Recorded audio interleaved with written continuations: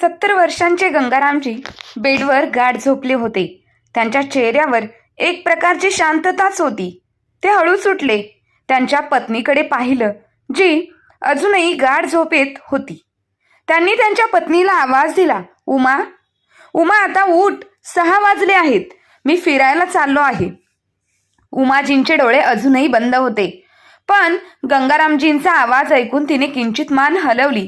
मागे वळून म्हणाले, हो ठीक आहे, तुम्ही जा, मी लगेच उठते. गंगारामजी त्यांच्याकडे हसत हसत पाहत ते निघून जातात, थांबतात आणि नंतर मागे येऊन म्हणाले, अरे ऐक, काल रात्री तू म्हणत होतीस की तुला दूध आणि जिलेबी खायला आवडेल. मी परत येताना वाटेवरून ताजी गरम जिलेबी घेऊन येईन. तू उठ, दूध गरम कर.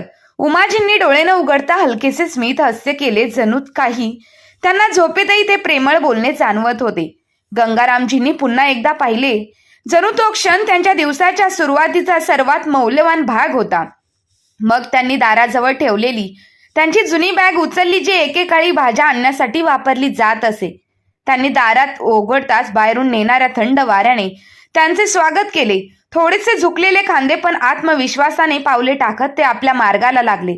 पण मित्रांनो, त्यांना माहीत नव्हते की त्या सकाळच्या गोडव्यात काहीतरी मिसळले आहे, जे आयुष्याची दिशा बदलणार आहे. रस्त्याच्या कडेला हलकासा धूर येत होता.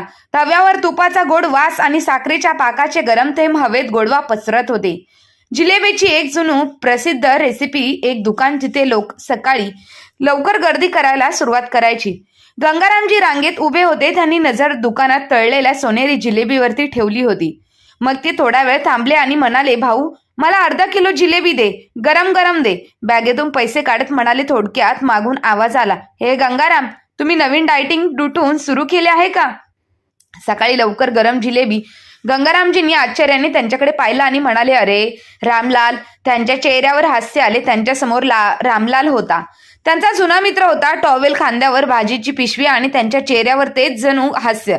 गंगारामजी हसत म्हणाले, अरे नाही मित्रा, असं काही नाहीये. तुला माहितीये ना, मी या सगळ्या गोष्टींपासून दूरच राहतो. मग हे गोड कोणासाठी आहे? रामलालने डोळे मिटून विचारले. गंगारामजी हसत म्हणाले, तुमची वहिनी उमा काल रात्री म्हणत होती की तिला दूध आणि जिलेबी खायला आवडेल, म्हणून मी विचार केला की आज फिरायला गेल्यानंतर घेऊन येईल. जास्त काही नाही, फक्त 2-4 जिलेबी तिला आनंद ठेवण्यासाठी. ठीक आहे, आता मला प्रेमाची जुनी रेसिपी समजली. रामलाल मोठ्याने हसले. असो, गंगारामजी बॅग धरत म्हणाले, या वयात मी स्वतः ते खाल्ले तरी मी ते आणलं नाही तर कोण तक्रार करेल? तरी कोणाची तक्रार नाही. मी विचार केला की आजची सकाळ माझ्या पत्नीसाठी गोड का बनू नये? रामलाल हसले आणि गंगारामजींच्या खांद्यावर थाप दिली. मित्रा, हाच विचार बरोबर आहे. बस गोडवा कायम राहो. ठीक आहे, मी जातो, नाहीतर तुझी वहिनी लक्ष्मी विचारेल की तू एवढा वेळ कुठे थांबला होतास. ठीक आहे, आपण संध्याकाळी चौपाळा येथे भेटू, रामलाल म्हणाले आणि निघून गेले. गंगारामजींनी गरम गरम जिलेबीचे पाकिट घेतले, ते बॅगेत ठेवले आणि दुकानाच्या कोपऱ्यात उभे राहिले आणि पुन्हा एकदा हसले. उमाच्या चेहऱ्यावर रोज जर मी असं हसू पाहिले तर माझा दिवस खूप छान जाईल. पण मित्रांनो, जिलेबीचा हा गोडवा खरोखरच त्या घराचे वातावरण गोड करू शकेल का? की त्या दारापलीकडे आणखी कटू सत्य त्यांची वाट पाहत आहे? गंगारामचे हात बॅगेत घेऊन हसत हसत दार उघडतात. आत येतात. त्यांच्या सकाळचा ताजेपणा त्यांच्या चेहऱ्यावर स्पष्ट दिसत होता आणि उमाचे हास्य पाहण्याची उत्सुकता त्यांच्या डोळ्यात स्पष्ट दिसत होती. उमा, बघ, मी जिलेबी आणली आहे, ते दार बंद करत म्हणाले. पण आतून काहीच हालचाल झाली नाही. त्यांनी जिलेबीची पिशवी टेबलावर ठेवली आणि थेट खोलीत गेले. उमाजी बेडवर त्या स्थितीत पडल्या होत्या, अगदी सकाळी ज्या स्थितीत त्यांनी तिला पाहिले होते. गंगारामजी सौम्य चिडणाऱ्या स्वरात म्हणाले, वा, तू अजूनही वेडेसारखी झोपलीस आहेस काय? आज उठावंसं वाटत नाहीये का? पण जेव्हा उमाजी उठल्या नाही तेव्हा ते तिच्या जवळ आली आणि बेडवर बसून तिला प्रेमाने म्हणाले, हे बघ, मी गरमागरम जिलेबी आणली आहे, आता उठ. त्यांनी उमाजींना स्पर्श करण्याचा आणि त्यांना हात लावण्याचा प्रयत्न करतात जणू काही त्यांनी उमाजींच्या हाताला स्पर्श करण्याचा आणि हलवण्याचा प्रयत्न केला. हात अचानक सैल झाला आणि बेडच्या कडेला पडलेला गंगारामजींचा हात तिथेच थांबला. त्यांच्या चेहऱ्यावरील हास्य जणू काही गायब झाले होते. क्षणभर त्यांना वाटलं की कदाचित उमा मस्करी करत असेल किंवा ती गाढ झोपेत असेल. उमा, उमा, उठ ना, आता त्यांच्या आवाजात थरथरत जाणवत होती. त्यांनी उमाजींचा चेहरा त्यांच्याकडे वळवला, पण त्या चेहऱ्यावर आता कोणताही भाव नव्हता. ना उदासीनता, ना उष्णता, नाही हास्य, नाही, फक्त एक खोल भयानक शांतता. उमा, अशी मस्करी करू नकोस. बघ, मी जिलेबी आणली आहे. मी दूधही गरम करेन. गंगाराम त्यांच्या डोळ्यांतून अश्रू वाहू लागले होते. ते पुन्हा एकदा उमाचा हात पकडतात, पण आता तो हात फक्त एक हात बनला होता. उमाजीचा श्वास आता त्यांच्यापासून खूप दूर गेला होता. नाही नाही, उमा उठ. उमा बघ. त्यांचा आवाज आता रडण्यात बदलला होता. घराच्या प्रत्येक कोपऱ्यात शांतता पसरली होती. ती एक अशी शांतता होती जी फक्त त्यांना शांतता नव्हती तर किंचाळण्यात होती. टेबलावर ठेवलेल्या जिलेबीच्या पिशवीचा गोडवा हरवला होता. जणू कोणीतरी जेवणातील चव हिरावून घेतली होती. आणि गंगारामजी उमाच्या निर्जीव शरीराला, त्यांच्या थरथरत्या हाताला धरून जणू ते त्यांचे संपूर्ण जग आपल्या बाहूमध्ये धरण्याचा शेवटचा प्रयत्न करत आहेत. डोळ्यांतून शांतता वाहत आहे, ओठांवर वेदना पसरलेल्या आहेत आणि हृदयात फक्त एकच विचार आहे, उमा, तू अशी कशी निघून गेलीस? हा प्रश्न. गंगारामचे काही क्षण गुडघ्यावर बसलेले त्यांची नजर उमाजींच्या चेहऱ्यावर खेळली आणि मग त्यांच्या डोळ्यांतून अश्रू वाहू लागले. मी थरथरत्या हाताने माझे अश्रू पुसले, पण माझ्या हृदयातील वेदना प्रत्येक श्वासासोबत ओरडत होती.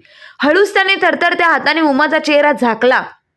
मी तिला अशा प्रकारे स्पर्श केला की जणू मला अजूनही आशा होती की ती अचानक डोळे उघडेल आणि म्हणेल, तुम्ही काय पाहत आहात? मला काही झालेले नाही. पण असे काहीच झाले नाही. मी पण तसं काही घडलं नाही. गंगारामजींना भिंतीला पाठ टेकवली आणि कसं तरी उठले. जणू काही त्यांच्या पायात जीवच उरला नव्हता, पण त्यांच्या हृदयात एक अस्वस्थता होती. कोणाला तरी हाक मारायची, काहीतरी बोलायचं. तो लटपटत त्या पावलाने दारापाशी पोहोचले आणि तेथून थरथरत्या आवाजात त्यांच्या मुलाला हाक मारली, सुमित, अरे बेटा, प्लीज खाली ये. तुझी आई उमा उठत नाहीये. वरच्या खोलीत पंख्याच्या आवाजाने मुलाची झोप भंग झाली. सुमित चिडलेल्या स्वरात म्हणाला, आता काय व्हायला हवे? ती गेली का? बाबा, तुम्ही मला सकाळी सकाळी शांत झोपूही देत नाही. तुम्ही इतके ओरडत का आहात? गंगारामजींचे डोळे धारावर गेले होते. कदाचित त्यांचा मुलगा धावत येईल, पण फक्त आवाज येत होता. काळजी नव्हती. उमा, ती उठत नाहीये. मी खूप प्रयत्न केले. बेटा, कदाचित शब्द त्यांच्या घशात अडकला गेला होता. ते भिंतीला टेकून दाराजवळ उभे राहिले. काही वेळाने सुमित पायऱ्या उतरत खाली आला.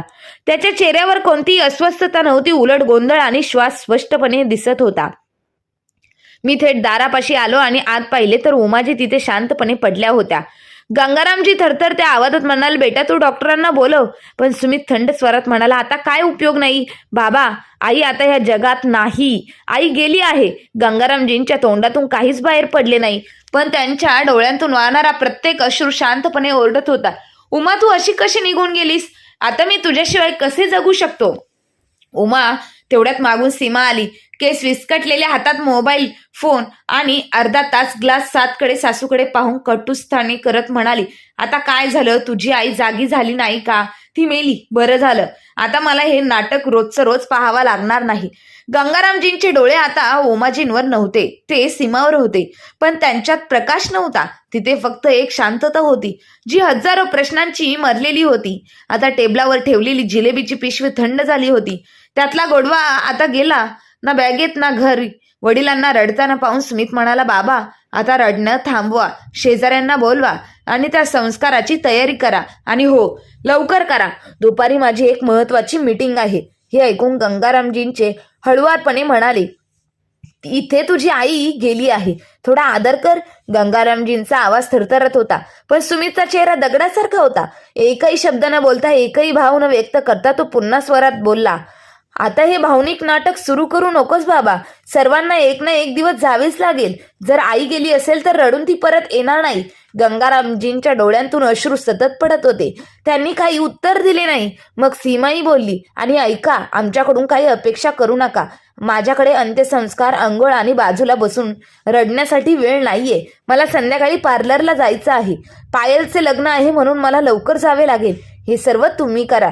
गंगारामजींच्या त्यांच्या पत्नीकडे पाहत राहिली, जिच्यासोबत त्यांनी आयुष्यातील प्रत्येक क्षण अनुभवला होता.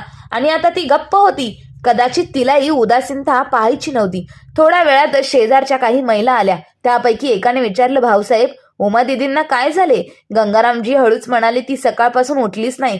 फक्त ती झोपलीच होती. कोणीतरी हळुवारपणे तिचा पांढऱ्या चादरीने चेहरा झाकला होता.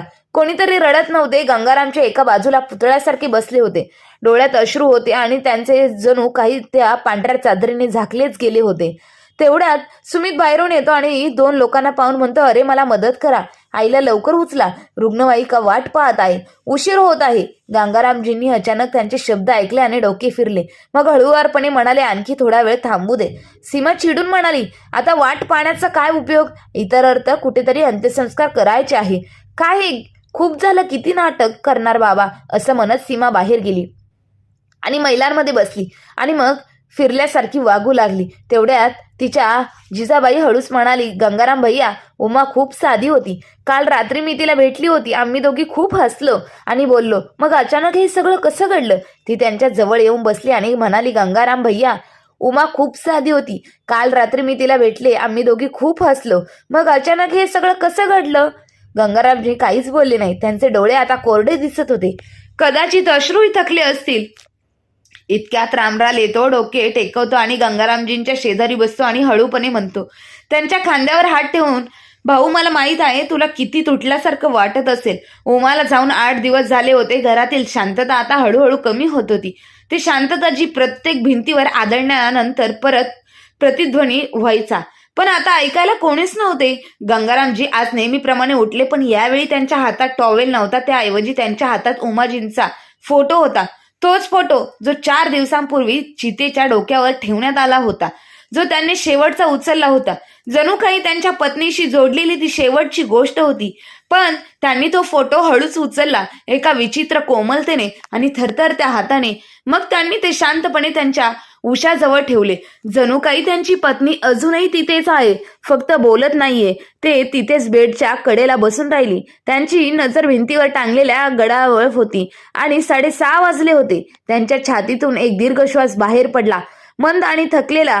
जणू काही ओझे कमी होत नव्हते. मग एक आठवणींचा एक विखुरलेला देखावा त्यांच्या समोर आला. अस्पष्टपणे कुजबुजणारा उमाचा थंड हात, जो त्याने त्या सकाळी उचलण्याचा प्रयत्न केला होता. तो हात थोडासा जड वाटत होता आणि नखीत निळी होती. तिथे काहीतरी निळं होतं. गंगारामजींचा श्वास थांबला. क्षणभर त्यांचे डोळे स्थिर झाले. त्यांच्या चेहऱ्यावर भीती नव्हती, पण गोंधळ होता, खूप खोल काहीतरी.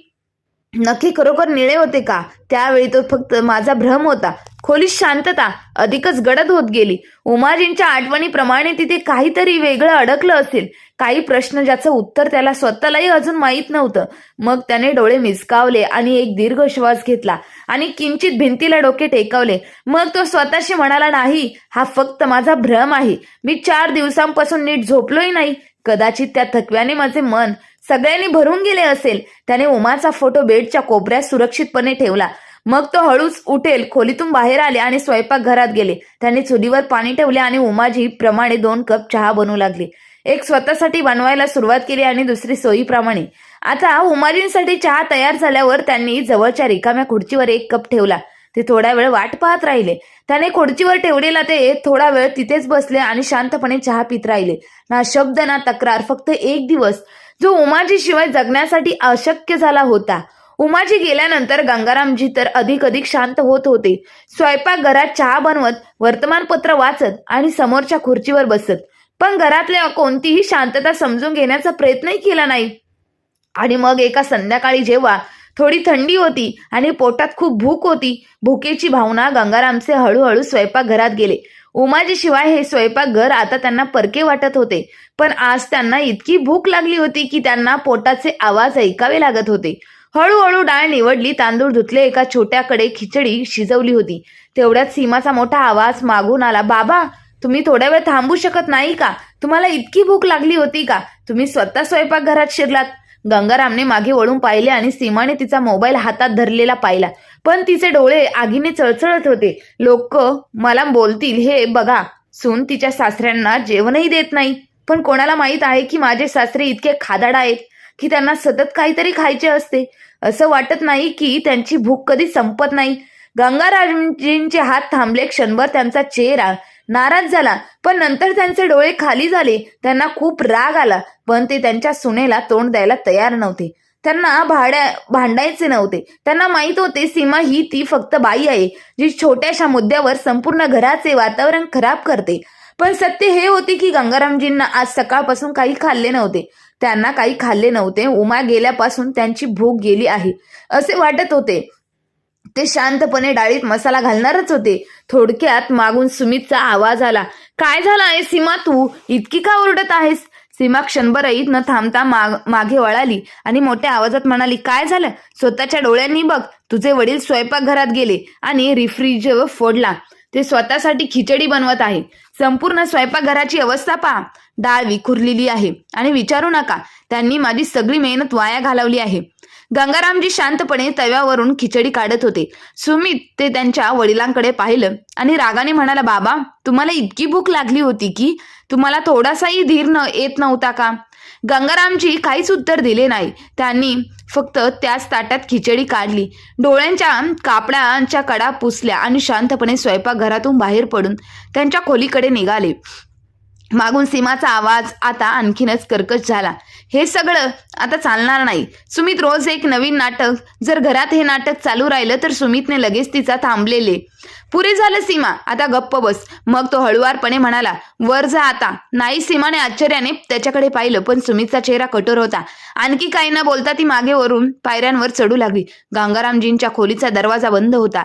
आता त्यांना कोणाचाही प्रश्नांचं उत्तर देणे अशक्य वाटत नव्हते आणि बाहेर सुमितचे डोळे काही वेळ दाराकडे टक लावून राहिले, जणू काहीतरी विचार करत होता.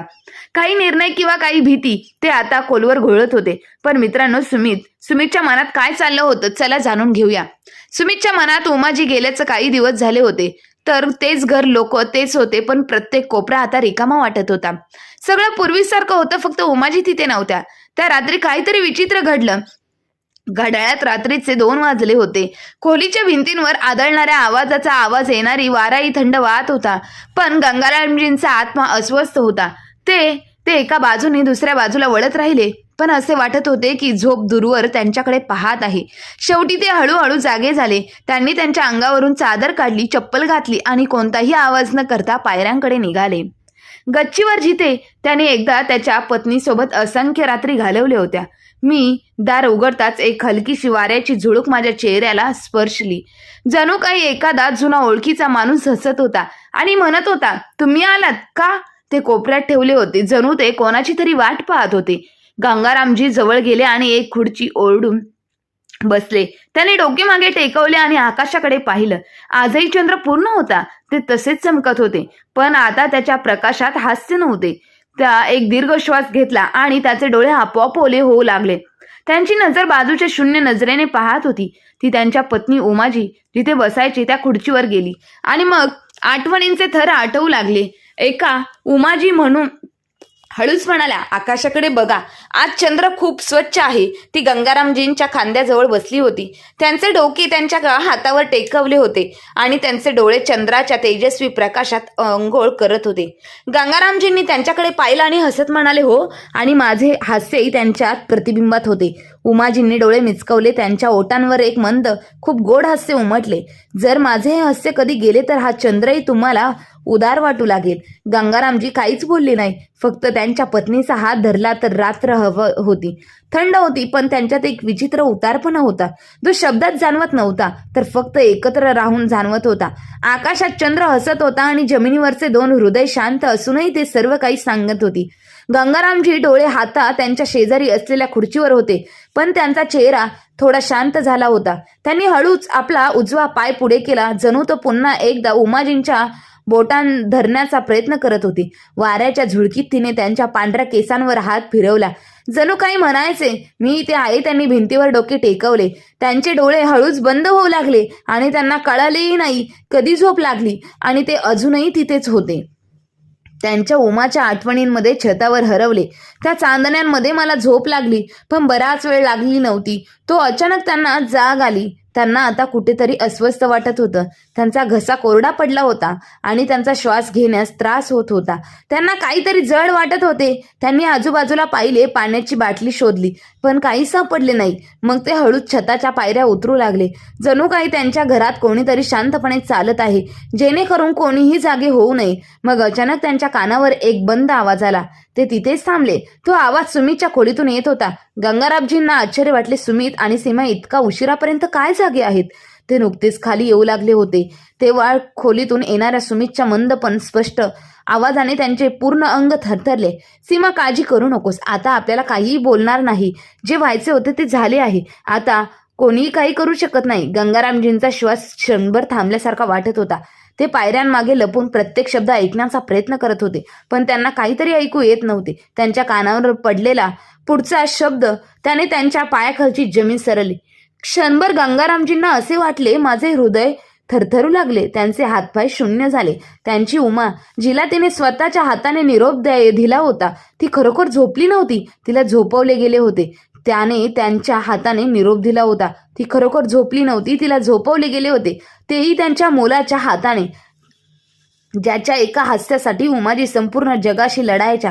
गंगारामजी तिथे पायऱ्यांवर उभे राहिले. खोलीत हास्याचा एक मंद थरथर अजूनही तरंगत होता. बाहेर पडत एका वडिलांचा आत्मा तुटत होता. आवाजाशिवाय, अश्रूंशिवाय कसा तरी स्वतःला सावरत ते हळूच खाली उतरले.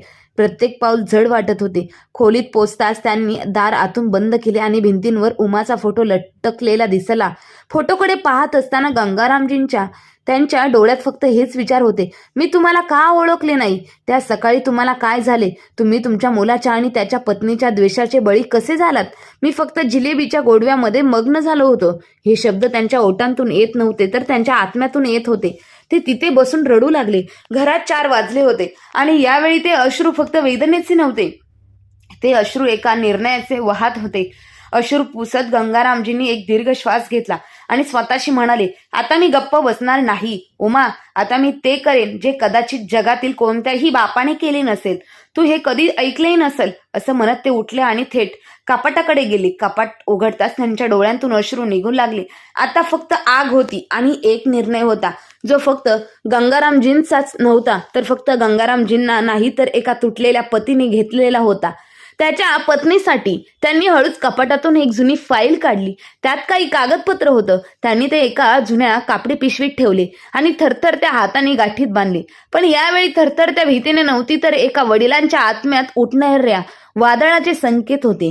गंगारामजी दाराकडे जाताना थांबले. ते स्वतःशी म्हणाले, नाही, जाण्यापूर्वी मला हे एक काम करायचंच आहे. आता वेळ आली आहे त्या कामासाठी जे उमाने सांगितल्यानंतर एकदा थांबले होते. आणि मग आता ते शांतपणे मागे वळाले. मग त्यांना जे वाटले ते मग सत्य आता पाहिले जाईल. त्यांनी पुन्हा एकदा आपल्या पत्नीकडे पाहिलं आणि मग खोलीचा दरवाजा उघडला आणि हळूच ते सावलीसारखे संपूर्ण घरात फिरत मुख्य दारापाशी पोहोचले. त्यांनी दार उघडले आणि शांतपणे अंधारात एकटेच बाहेर पडले.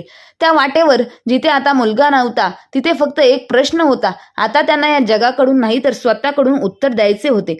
त्यांच्या पायाखालची जमीन सरकली होती, पण त्यांच्या मनात आणि त्या पिशवीत त्यांच्या हातात फक्त एक आग होती. असा एक कागद. आता त्यांच्या मृत्यूनंतरही काही वाचणे शक्य होणार नव्हते, परंतु ते जिवंत असताना ते नाते संबंध उघड करणार होते. सकाळचा सौम्य सूर्यप्रकाश खिडक्यांमधून खोलीत पसरत होता. सीमा हळूच उठली आणि तिच्या सोयीनुसार तिच्या सासऱ्यांच्या खोलीकडे गेली. डोक्यावरून पाहिले, पण आत पाहताच ती आश्चर्यचकित झाली. खोली रिकामी होती. उशी सरळ ठेवली होती. बेडशीट दुमडलेली होती आणि ती कापडी पिशवी गायब झाली होती. ती हसू लागली, जणू काही तिला तिच्या सासऱ्यांपासून मुक्ती मिळाली आहे. ती पटकन तिच्या खोलीत गेली आणि सुमित ब्लँकेट ओढत म्हणाला, आजचा दिवस खूप छान आहे. सुमित उलट फिरला, चिडून म्हणाला, एवढ्या सकाळी काय झालं? मला थोडं झोपू दे. मला रात्र झोप लागली नाही. सीमाने थंड श्वास घेतला आणि डोळे मिटले. आधी मला जोरात चिमटा घे. मला आशा आहे की मी स्वप्न पाहत नाही. सुमित रागाने म्हणाला, तू सरळ का सांगत नाहीये? मला त्रास देऊ नकोस सीमा. आता मोठ्याने हसली. मी काय बोलणार आहे ते ऐकून आनंद घे. तू आनंदाने वेढा होशील. सुमित घाबरला. अरे देवा, आता सांग. सीमा आनंदाने म्हणाली, तुझी म्हातारे वडील घर सोडून निघून गेले. आणि सुमित आश्चर्याने उठून बसला. हा काय मूर्खपणा बोलत आहेस? असा कसा जाऊ शकतो तो? जवळपास कुठेतरी गेला असेल. तो लवकरच परत येईल. सीमाने ओठ हलवत मान हलवली. नाही, मी त्यांचं कपाट तपासलंय. त्यांचे कपडे बॅग नाहीये. असं वाटतंय की ते यावेळी कायमचे निघून गेले आहेत आणि आता ते कधीही परत येणार नाहीत. मग ती आनंदाने म्हणाली, आता आपले चांगले दिवस सुरू झाले आहेत सुमित. आता हे घर आपलं आहे. मी त्याची मालकीण नाही आणि तू मालक आहेस. सीमाचे बोलणे ऐकून सुमीच्या चेहऱ्यावर विचित्र चमक आली, पण त्याला आनंद झाला नव्हता. तो गप्प झाला. पण सीमाच्या डोळ्यातला आनंद, आतले सत्य विकसित उघड करत सीमा आता संपूर्ण घरात फिरत होती आणि हसत होती. आता बघ, मी हा जुना पलंगही काढून टाकेल आणि स्वयंपाकघरातील टेल्स बदलून घेईल. आता घरात वर्षानुवर्ष असलेली दुर्गंधी आता निघून जाईल. तिचे डोळे आता घरातील वस्तूंवर केंद्रित झाले होते. ती घराकडे पाहत नव्हती, ती संपत्तीकडे पाहत होती. सुमित अजूनही शांत उभा होता, कारण त्याला अजूनही विश्वास बसत नव्हता की त्याचे वडील असे निघून जातील. तो स्वतःशी विचार करू लागला. त्यांना काही कळालं का? त्याची बोटे नकळतपणे उशीच्या कडीला घासत होती. जणू काही त्याच्या मनात काही वाईट विचार येत होते. पण सीमाला आता या सगळ्या गोष्टींचा त्रास होत नव्हता. तिचा आवाज पूर्ण घरात घुमत होता. आता कोणताही हस्तक्षेप नव्हता. आता हे घर आमचं आहे आणि आता आम्ही आमच्या इच्छेनुसार सर्व काही करू. दुसऱ्या दिवशी सीमा स्वयंपाकघरातून बाहेर पडलीच होती, तेव्हा दाराची बेल वाजली. तिने दार उघडताच तिची आई सुशीलाजी तिच्या समोर उभी होती. ती घामाने भिजली होती. तिचा चेहरा थकलेला होता, पण सीमाचे डोळे चमकत पाहून ती हसत म्हणाली, वा, काहीतरी चांगली बातमी आई, असं वाटते. तू खूप आनंदी दिसते. तुझ्या सासूसोबत तुझे सासरेही गेले का? सीमा जोरात हसली. ती म्हणाली, आई, तुझंही माझं भाग्य नाहीये, पण तो म्हातारा आता हे घर सोडून गेला आहे आणि आता सगळं घर माझं आहे. सुशीलच्या डोळ्यात एक चमक होती. ती आली, तू खरोखरच खेळ जिंकलीस. मुली, आता तुला कोणीही रोखणार नाही. इतक्यात सुमितही तिथे पोहोचला. सासूबाईंना पाहताच त्यांनी नमस्कार करून पाया पडला आणि म्हणाला, आई, तुम्ही आलात हे खूप चांगले झाले. आता खरोखर चांगले दिवस आले आहेत. सीमा गडबडली आणि म्हणाली, सुमित, तू हे कर, खालच्या खोलीत आईसाठी खुर्ची ठेव, मी लगेच पाणी घेऊन येते. सुमितने मान हलवली आणि म्हणाला, ठीक आहे, आणि हो, मी समस्या आणायला जातोय. तेवढ्या हसत सीमा पटकन म्हणाली, अहो, आईला ढोकळा खूप आवडतो, तोही आण, आणि हो, काही छान गोड पदार्थही आण. हा आनंदाचा दिवस आहे म्हणून साजरा करणे आवश्यक आहे. सुमित दाराकडे सरकत म्हणाला, ठीक आहे, मी सगळं घेऊन येतो. आणि मग तो बाहेर पडला. त्याच रस्त्यावर जिथे गंगारामजी आत नव्हते, पण त्यांची सावली प्रत्येक वळणावर होती. दुसरीकडे सीमा तिची आई सुशीला सोबत गंगारामजींच्या खोलीत निशब्द बसली होती, ज्या खोलीत तिची भिंत वर्षानुवर्ष भरलेल्या आहेत. उमाजी आणि गंगारामच्या आठवणी अजूनही तिथे होत्या. हास्य, विनोद आणि स्वार्थाची गाणी आता तिथे गुंजत होती. पण आता सगळं खरंच त्यांच्या इच्छेनुसार होतं का? की त्या खोलीत सगळं खरंच होतं? भिंतींनाही आता काहीतरी ऐकू येत होतं आणि दिसत होतं, जे कदाचित कधीतरी बोलले. थोड्याच वेळात सुमितला समोसे, मिठाई आणि सुशीलांजींना आवडत असलेला ढोकळा घेऊन परत आला होता. तिघेही गंगारामजींच्या खोलीत आरामात बसले होते, जणू काही ते मोठी लढाई जिंकून परत आले आहे. सीमा प्लेटची व्यवस्था करू लागली. सुमित बाटलीतून पेय ओतत होता आणि सुशीलाजी खुर्चीवर बसल्या होत्या. आता संपूर्ण वातावरण एक थंडगार गारवा होता. दरम्यान सुशीलाजींना एक दीर्घ श्वास घेतला आणि हसत म्हणाल्या, बाय द वे बेटा, तुम्हा दोघांनाही खरोखरच म्हणावं लागेल, खूप छान केले. तू सगळं केलंस. मला अजूनही विश्वास बसत नाहीये की सुमित, तू सीमासोबत मिळून तुझ्या आईला स्वर्गात पोचवलंस. क्षणभर खोलीत एक विचित्र शांतता होती. मग सीमा हसली आणि म्हणाली, आई, यात काही शंका कशी असू शकते? शेवटी नियोजन तुमचंच होतं आणि ते इतकं परिपूर्ण होतं की सगळं अगदी सहज घडलं. सुशीलाजींनी सीमाच्या पाठीवर प्रेमळ हात फिरवला आणि म्हणाले, बेटा, मी तुमच्यासाठी काही करू शकते. तू माझी खरी ताकद आहेस. बाकी सर्व काही फक्त एक भ्रम आहे. सियाच्या डोळ्यात अभिमान दिसू लागला, पण नंतर ती थोडी गंभीर झाली आणि म्हणाली, आई, पण त्या दिवशी आम्ही दोघे खूप घाबरलो होतो. मी त्यांना इंजेक्शन द्यायला जाताच अचानक माझ्या सासूबाईंनी डोळे उघडले. ती ओरडणारच होती, तेवढ्या सुमितने तिच्यावर झडप घातली आणि तिचे डोळे बंद केले. सुशीलाजी धक्का बसला. काय? पुढे काय झालं? यावेळी सुमित म्हणाला. त्याच्या आवाजात अजूनही थोडासा थरकाप होता. आई, त्यावेळी सर्वात मोठी भीती होती की सगळं घडताच त्या म्हाताऱ्याचा आवाज बाहेर आला.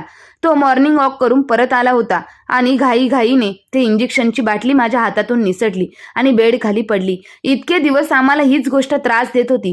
सीमाने हसत वाक्य पूर्ण केलं. पण तो म्हातारा घरी येताच तो आम्हाला सोडून गेला आणि आम्ही सुटकेचा निश्वास सोडला आणि आम्हाला ती बाटली सापडली.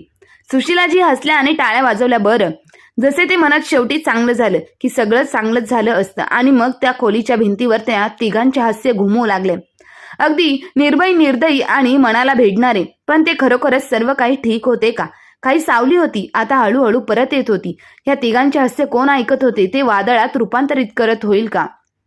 आणि दुसऱ्या बाजूला गंगारामजींनी ते सर्व काही ऐकले होते. त्यांच्या मुलाने आणि सुनेने कल्पनाही केली नव्हती की त्यांनी लुटलेले घर त्यांच्या आईला मारले होते आणि तिच्या वडिलांना फक्त एक ओझं मांडलं होतं. त्या वडिलांनी आता त्या ओझ्याच्या राखीतून एक मूक वादळ उठवलं होतं. असं म्हणतात की ज्यांनी सगळं काही गमावलं आहे त्यांच्याकडे गमावण्यासारखं काहीच उरलेलं नाही, पण करण्यासारखं खूप काही शिल्लक आहे. आत्म्यात ही आग होती. तो आत फक्त एक दुःखी पती किंवा तुटलेला पिता राहिला नव्हता. तो आता न्यायाची गोष्ट लिहिण्यासाठी निघाला होता. एक अशी गोष्ट जिथे कोणीही ओरडणार नाही, कोणीही बोट दाखवणार नाही. फक्त एक दिवस संपूर्ण सत्य आपोआप उलगडेल आणि तो दिवस फार दूर नव्हता. ते एक साधेपण, जणू काही काळी लाकडी कार्यालय होते. भिंतींवर कायद्याची पुस्तके, जुन्या फायलींचा वास आणि मंद प्रकाश असलेला टेबल लॅम्प गंगारामजींचा एका बाकावर बसले होते. त्यांच्या चेहऱ्यावर गंभीरता, डोळ्यात थकवा आणि हातात तीच बॅग आता एका खुनी मुलाला कायद्याची होती. उघड करण्यासाठी गुरुकिल्ली बनली होती. त्याच्या शेजारी त्याचा जुना आणि विश्वासू मित्र रामलाल बसला होता.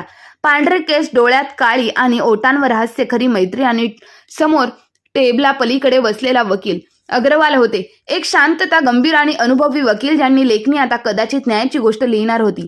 वकिलाने हळूच कागदपत्र उचलली, चष्मा नीट केला आणि पानांना उलटत म्हणाला, गंगारामजी, तुम्हाला खात्री आहे ना, तुम्हाला तुमची संपूर्ण मालमत्ता ह्या ट्रस्टला हस्तांतरित करायची आहे, जी वृद्धांसाठी काम करते, आणि हा ट्रस्ट तुमचा असेल. घराच्या नावावर मुलाचा किंवा सुनेचा दावा राहणार नाही.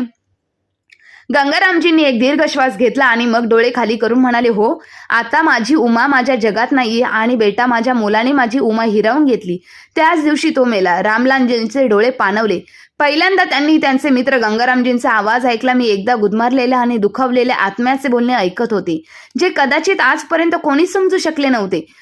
खाली पोट धापत गंगारामजी म्हणाले, फक्त एवढं करा की माझ्यानंतर हे घर त्या असहाय्य वृद्धांसाठी असायला हवे, ज्यांची मुलं त्यांना कधीही असे दूर करून ढकलतील, पण माझ्याप्रमाणे त्यांनी एकटे रडू नये, त्यांनी एकटे मरू नये. वकिलाने मान हलवली, जणू काही वडिलांच्या दुःखापुढे. कायदाही काही क्षणासाठी शांत झाला. मग थोड्या वेळी वकील श्री अग्रवाल यांनी गंगारामजींना समोर कागदपत्रांची एक जाड फाईल ठेवली. नंतर त्यांचा चष्मा डोळ्याजवळ आणला आणि पाणी ते म्हणाले, गंगारामजी, तुम्ही सांगितल्याप्रमाणे मी सर्व कागदपत्र तयार केले आहेत. त्यांनी आपला पेन उचलला, फाईलवर गंगारामजींकडे सरकवली आणि गंभीर स्वरात म्हणाले, आता आम्हाला फक्त या कागदपत्रांवर तुमची सही हवी आहे. त्यानंतर तुमच्या मुलाला आणि सुनेला या मालमत्तेवर कोणताही अधिकार राहणार नाही, ना घरावर, ना बँक खात्यावर, ना मालमत्तेवर. काही क्षण खोलीत शांतता होती. गंगारामजींनी शांतपणे त्यांच्या खिशात ठेवलेल्या पत्नीच्या फोटोकडे पाहिलं. त्यांनी एक दीर्घ श्वास घेतला. तो फोटो त्यांच्या तळ हातावर दाबला, जणू काही ते एक जड दगड उचलणार आहेत. त्याने थरथरत त्या हाताने पेन उचलला, पण थोड्या निश्चयाने त्यांनी कागदपत्रांवर सही केली. तो प्रत्येक पत्राची किंमत मोजत होता, जणू काही तो उमाजींसाठी न्याय होता, त्यांच्या अपमानाचे आणि तुटलेल्या विश्वासाचे उत्तर होतं. स्वाक्षरी पूर्ण होताच चौथ्याने मान हलवली आणि म्हणाले, आता हे घर, हे नाव आणि आदर ते त्यांना दिले जाईल जे खरोखर पात्र आहेत. रामलालजी शांत बसले होते, पण त्यांच्या डोळ्यात अभिमान होता. त्यांचा मित्र अजूनही तुटलेला नाहीये, उलट तो एक नवीन लढाई लढण्यास तयार आहे. वकिलांकडून फाईल घेऊन गंगारामजी ती बॅगेत सुरक्षितपणे ठेवली आणि नंतर रामलालजी सोबत हळूच पावले ऑफिसमधून बाहेर पडले. घरातून बाहेर पडताच त्यांनी खिशात हात टाकला, त्यांचा मोबाईल काढला आणि दीर्घ श्वास घेतला, जणू काही तो एखाद्या मोठ्या मोर्चावर शेवटच्या तुतारी वाजवणार आहे. आता गंगारामजींचे हात थरथरत कापत होत नव्हते. जेव्हा मला माझ्या मुलाचा द्वेषाचा सामना करावा लागला तेव्हा थरथरत होता. आता फक्त एक आग होती आणि त्या आगीत एक निर्णय जळत होता. तो हळूच म्हणाला, चला जाऊया रामलाल, आता वेळ आली आहे त्या मुलाला धडा शिकवण्याची, ज्याने त्याच्या आईच्या गर्भाला कलंकित केले आहे. रामलालजींनी काही न बोलता मान हलवली. त्याच्या डोळ्यात थोडीशी अस्वस्थता होती, पण त्याच वेळी आज त्याचा मित्र एकटा नाहीये असा दृढ विश्वास होता. कॉल कनेक्ट होताच फोनच्या पलीकडून एक गंभीर आवाज ठाम आला. गंगारामजी लगेच उत्तर दिले, हो अनिल साहेब, सगळे कागदपत्र तयार आहेत. मी तुम्हाला जे सांगितले आहे त्याचे सर्व पुरावे माझ्याकडे आहेत. आता एवढंच. फोनच्या दुसऱ्या बाजूने इन्स्पेक्टर अनिलचा आवाज आला, तुम्ही काळजी करू नका, पोलीस वेळेवर तिथे पोहोचले. आता त्या दोघांनाही सोडलं जाणार नाही. तुम्ही जे काही भोगलं आहे त्याचा हिशोब देईल, तुम्ही घरी जा आणि बाकी कामं आमच्यावर सोपवा. गंगारामजींनी फोन डिस्कनेक्ट केला आणि दीर्घ श्वास घेत त्यांनी आकाशकडे पाहिलं. उमा, आता तू पाहशील, तुझे कोणी शांततेत राहू शकणार नाही. आता त्याच्या चेहऱ्यावर अश्रू नव्हते, फक्त एक शांतता होती. ज्या घरामध्ये एक वादळ येत होते आणि घरात अजूनही उत्साहाचे वातावरण होते, पण कोणत्याही सणाचा उत्सव नव्हता. तो लोभाचा आणि विजयाच्या मादकतेचा उत्साह होता. सीमा तिच्या सासू उमाजींच्या कपाटाच्या समोर बसून प्रत्येक दागिने काढून स्वतःवर घालून पाहत होती. जणू ती जुन्या पेटीतून बालपणीची खेळणी काढत होती. आई, ही अंगठी बघ. तिने एक हिऱ्याची अंगठी काढली आणि चमकणाऱ्या हिऱ्याकडे पाहून म्हणाली, तुझ्या बोटात ती खूप छान दिसेल. सुशीला, जी आपल्या आईजवळ बसल्या आणि तिच्या बोटात अंगठी घालताना त्या म्हणाल्या, खरोखर खूप सुंदर आहे. जेव्हा ती म्हातारी बाई आता नाही, तर तिच्या सुरीची आई तिची काळजी का घेऊ शकते? तिघांचे हास्य खोलीत घुमत होते. असे हास्य ज्याच्यामध्ये ना माणुसकी होती ना नातेसंबंधांची प्रतिष्ठा. सीमाने आता हार काढला आहे आणि ते गळ्यात घालणार. तिने आरक्षात पाहिले स्वतःला आणि ती खरोखरच ह्या घराच्या राणीसारखी दिसत आहे. आई, सुशीलाजींनी थट्टा केली. फक्त राणी नाही, महाराणी. आणि तूच ही सुमित राजापेक्षाही कमी नाही. आणि खोलीत हसण्याने भरभरून गेली. सुमितने पुन्हा एकदा अंगठीकडे पाहिलं आणि म्हणाले, आता ह्या घरावर फक्त तुम्हा दोघांचा हक्क आहे. पण मग जणू काही आता हास्याचा आवाज काही वेळ थांबला. मुख्य दारापाशी एक सावली उभी होती आणि ती दुसरी तिसरी कोणी नसून गंगाराम यांची होती. त्यांच्या चेहऱ्यावर थकवा नव्हता, पण दगडासारखा कडवटपणा होता. त्यांचे डोळे सर्व काही छेदत असल्यासारखे वाटत होते. सीमाचे डोळे आता पूर्णपणे उघडले होते. बाबा, सुमित थरथरत्या आवाजात म्हणाला, पण तो थांबला आणि म्हणाला, कुठे गेला होतास? मी तुला इतके दिवस शोधत होतो. एक क्षणही वाया घालवता गंगारामजी मोठ्या आवाजात म्हणाले, पुरे झाले आता. एक शब्दही बोलू नकोस. हे नाटक आणि हे खोटे ढोंग थांबव. त्यांचा आवाज खूप तीक्ष्ण होता. सुशीलाने असे क्षणात हास्य गायब झाले. आज मी पहिल्यांदा पाहिले की मानवी रूपातील राक्षस देखील कसे हसू शकतात. तुम्ही सर्वजण इथे आनंद साजरा करत आहात, पण आता पुरे झाले. आणि मग ते खोलीत आले आणि टेबलावर ठेवलेल्या दागिन्यांकडे पाहत म्हणाले, हे सर्व दागिने माझ्या उमा यांचे आहेत. त्यांना हात लावण्याची तुम्ही हिंमत कशी झाली? आता तुम्ही सर्व तयार आहात, जा तुरुंगात. त्यांच्याकडून एवढेच ऐकायचे होते तेव्हा सुमित ओरडला, हा काय वेडेपणा आहे? स्वतःकडे ठेवा आणि आता इथून निघून जा. आता सीमा आणि माझा या घरावर हक्क आहे.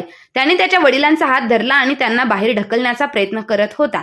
आणि मग सीमा म्हणाली, हा येतोय तो माणूस जो आपल्याला ढोंगात टाकणार आहे, तुरुंगात. पण नंतर गंगारामजी त्यांचा हात बाजूला केला आणि त्याच्या गालावर जोरदार थापड मारली आणि म्हणाले, सावध राहा. जर मला तुझ्या घाणेरड्या हाताने स्पर्श केला तर मी तुझे हे हात तोडून टाकेल. आता त्याच्या डोळ्यात अश्रू नव्हते, फक्त एक आग ओकत होती जी सर्व काही धुवून टाकण्याची सज्ज होती. आणि मग घराबाहेर सायरनचा आवाज ऐकू आला. पोलीस आले होते. गंगारामजी काही पावले पुढे सरकले आणि आता त्यांच्या आवाजात इतकी थरथरत होती की तो थरगी फाटू शकले. आणि या घराच्या हक्कांबद्दल बोलतात तर त्यांनी थेट सीमा आणि सीमाच्या डोळ्यात पाहिले आणि म्हणाले, तर ऐका, आता या घरावर तुमचा कोणताही अधिकार नाही. खोलीत शांतता होती. मी माझं संपूर्ण आयुष्याच्या कमाईने, माझ्या कष्टाने आणि माझ्या उमाच्या आठवणीने सजवलेले हे घर आता अशा ट्रस्टकडे हस्तांतरित करण्यात आले आहे जिथे कोणताही मुलगा आपल्या पालकांना अशा प्रकारे विश्वासघात करू शकणार नाही. आणि हो, माझ्या उमाचा खून जो तुम्ही दोघांनी नैसर्गिक मृत्यू म्हणून दाबला होता, आता माझ्याकडे त्याचा पुरावा आहे. तुमच्या स्वतःच्या घरातून तुमच्या स्वतःच्या कृत्याने प्रतिध्वनी, ज्याच्यामध्ये तुमच्या तिघांचे संभाषण आहे, ज्याच्यावर तुम्ही हसत आहात. त्यानंतर त्यांनी खिशातून एक छोटासा कॅमेरा काढला. हा तो साक्षीदार आहे, ज्याच्यामध्ये सर्व काही स्पष्टपणे दिसते. जो उमाचा लावण्यास का करण्यास मनाई केली होती, नकार दिला होता, पण आज त्याने तुम्हा तिघांचे सत्य जगासमोर उघड केले आहे. असे बोलून ते दाराकडे निघाले आणि दारात इन्स्पेक्टर अनिल होते. आम्ही आधीच तिथे उभे होतो. आता न्याय बोलेल आणि तुम्ही दोघे फक्त ऐकाल. इन्स्पेक्टर अनिलने गंगारामजींकडे आश्वासक नजरेने पाहिलं आणि पुढे सरसावले. त्याच्या मागे 2 हवालदार होते. एकाच्या हातात कॅमेरा होता आणि दुसऱ्याच्या हातात अकाउंटवर होते. खोलीत प्रतिध्वनी उमटली. आता तिघांचा चेहरा छत्रासारखा पांढरा पडला होता, जणू तिच्या नसांमधून रक्त सुटले होते. इन्स्पेक्टर, हा कसला विनोद आहे? सुमित घाबरलेल्या आवाजात म्हणाला, पण त्याचे शब्द थरथरत होते. इन्स्पेक्टर अनिलने त्याच्याकडे पाहिलं आणि म्हणाला, तुम्ही लोक एका आईचा जीव घेत आहात, तेव्हा ती एक विनोद होती, आता हे तो न्याय आहे. सीमाने थरथरत्या आवाजात दागिने भरलेला हात मागे घेतले. तिचा चेहरा आता भीती आणि अपराधीपणाच्या भावनेने थरथरत होता. सुशीलाने बोलण्याचा प्रयत्न केला, पण शब्द तिच्या घशात अडकले. ती मागे पडताच एक हवालदाराने पुढे येऊन तिच्या हाताने बेड्या घातल्या. तुम्हाला अटक करण्यात आली आहे. खून कट रचणे आणि पुरावे नष्ट करणे. सीमा जमिनीवर पडताच तिचा चेहरा आता घाबरून गेला होता. नाही, हे खोटं आहे. आम्ही काहीही केलेलं नाही. सुमित जमिनीवर बसला. आता त्याच्या चेहऱ्यावर अभिमान नव्हता आणि त्याच्या वडिलांकडे पाहण्याची हिंमत नव्हती. कारण त्याला माहीत होते आता सुटका नव्हती. सुशीलाची शांतता, सीमाचा किंचाळणे आणि सुमितची झुकलेली मान आता कोणालाही विचार करण्याला भाग पाडत होती. जेव्हा एखाद्या व्यक्तीचा लोक त्याच्या प्रियजनांपेक्षा मोठा होता तेव्हा तो कितीही खाली पडू शकतो. पोलीस त्यांना घेऊन गेले होते. गंगारामजी काही वेळ त्याच ठिकाणी उभे राहिले. तिथे उमाजी बसून हसत होत्या. त्याने हळूच खिशातून उमाचा फोटो काढला. तो फोटो सीमा आणि सुशीलचे डोळे उघडे राहिले. काही क्षण पोरगी सुशीलाजी हास्य ती नेहमीच तिच्या सोबत राहिली आणि तिच्याकडे पाहून तो म्हणाला, तू बघ उमा, तुझ्या गंगारामने हार मानली नाही. तुझ्यासाठी मी तुझ्या नावाचा मान राखला आहे.